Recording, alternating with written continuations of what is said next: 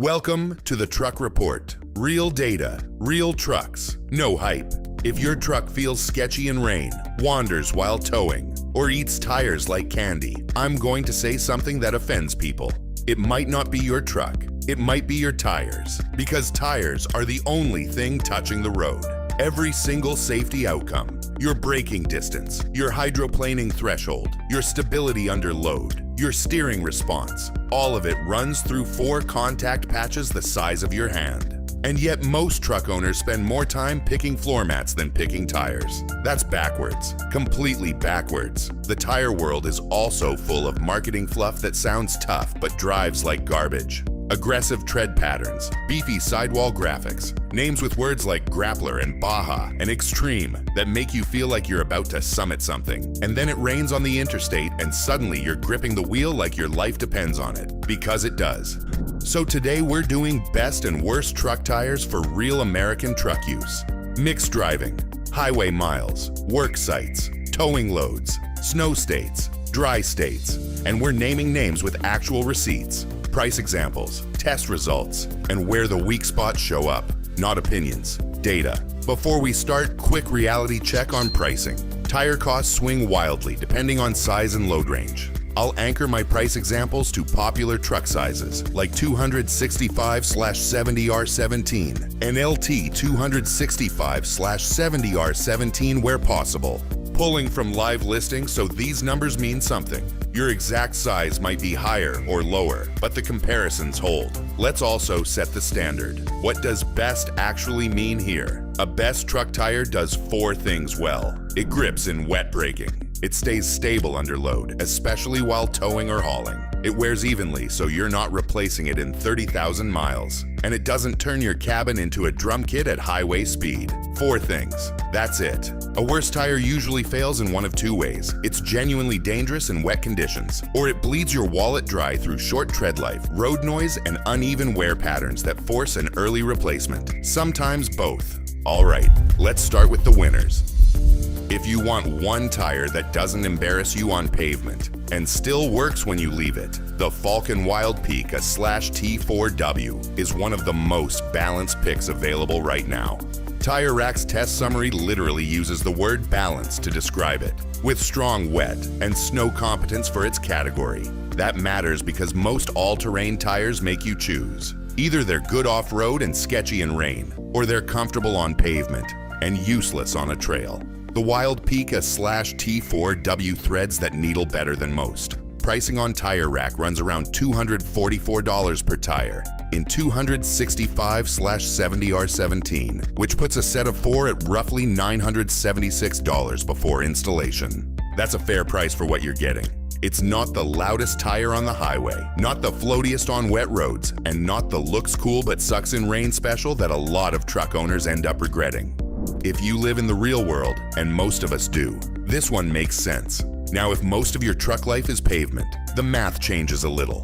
Commuting, road trips, the occasional towing weekend, maybe some light trails once or twice a year. In that case, the Michelin Defender LTXM/S2 is the grown-up choice. This tire is built for long tread life and consistent road manners. And it has developed a reputation over years of real-world use for being the tire people go back and buy again. Not because of marketing, because they actually got more miles out of it. Their highway ride was quieter, and their towing felt more planted. Big O tires listed around $318 each for LT 275/65R18 load range E, which is not cheap. But here's the thing, if you hate road noise, hate that vague wandering feeling at highway speed, and hate buying tires more often than you should have to, this is where the money usually ends up anyway. You can buy a cheaper tire twice, or a better tire once. A lot of experienced truck owners have learned that lesson the hard way. For the people who want the all-terrain look and some light capability off-road, but who genuinely care about daily comfort, the Cooper Discoverer Road Plus Trail AT belongs in this conversation. Tire Rack's testing called it a strong, mostly on-road balanced tire with very few notable weaknesses, and it scored higher overall than a bunch of more aggressive options in the same comparison group. This is the tire that makes sense for the honest version of most people's lives. You buy the all-terrain tread because it looks right on your truck and because you do occasionally use it. But most of your miles are school runs, grocery runs, and 400 miles of interstate on a long weekend. The Road Plus Trail AT is built for that reality without pretending you never leave the pavement. Now let's talk about the tires you should think twice about. And I want to be careful here. Worst doesn't mean every version of a tire is junk for every person in every situation.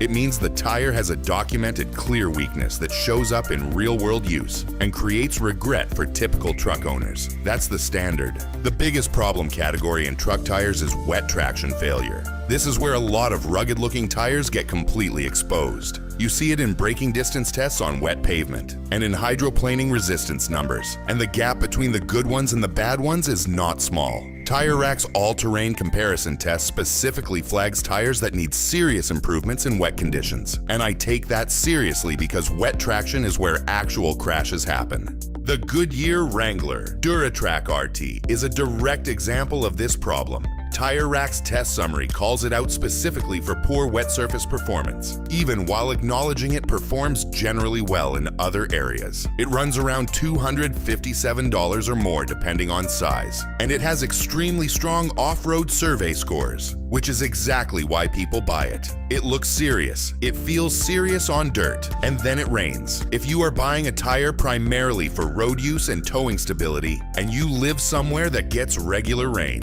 you don't get to ignore wet traction because the sidewall looks intimidating. The tire doesn't care how cool it looks when you're trying to stop. The Nitto Recon Grappler, a /T, is an almost perfect case study in why shopping by vibe gets people into trouble. Tire Rack's test summary essentially says this: great on-road experience, most disappointing wet traction in the test group. Not one of the weaker tires in wet conditions. The weakest. That is not a small footnote, that is the central fact about the tire. If you're in a dry state and you genuinely almost never see rain, maybe that trade-off works for you. But most people are not in that situation. And most people don't find out about this weakness until they need the traction, and it isn't there. The Hankook DynaPro AT2 Extreme tells a similar story. Tire Rack's summary on this one is direct, acceptable on-road performance when it's dry, but it needs major work in both wet and winter traction. If you are in Florida dealing with summer storms, the Pacific Northwest dealing with constant rain,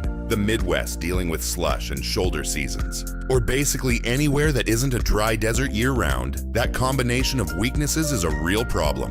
It's not a corner case. It's the weather most people actually drive in. And the Yokohama Geolandar A/T4 in that same Tire Rack test group is described as having significant wet and winter traction deficits. Significant, not minor, not worth watching. Significant. This is exactly the point I keep coming back to because it matters. All-terrain is a massive category. It is not a promise. It does not mean the tire handles all-terrain well. Some all-terrain tires are genuinely capable across conditions. Some are dry weather tires wearing an all-terrain costume. You need to know the difference before you buy, not after. One more thing that almost nobody talks about until it's too late. Tires get recalled. Not just brakes and airbags, tires. NHTSA has a public database of tire safety complaints and recalls, and they have issued direct warnings about tire failure risks at highway speeds, particularly when old stock tires with aged rubber are involved. Goodyear and other manufacturers maintain recall and support pages specifically for this. If you are buying tires, especially if you are buying from a smaller retailer, a marketplace, or anywhere that might be moving old inventory, you need to check the DOT date code on the sidewall and verify the tire against the NHTSA recall database.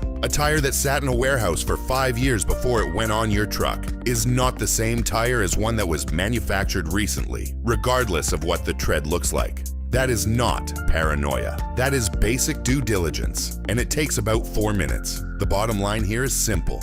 Your tires are not an accessory.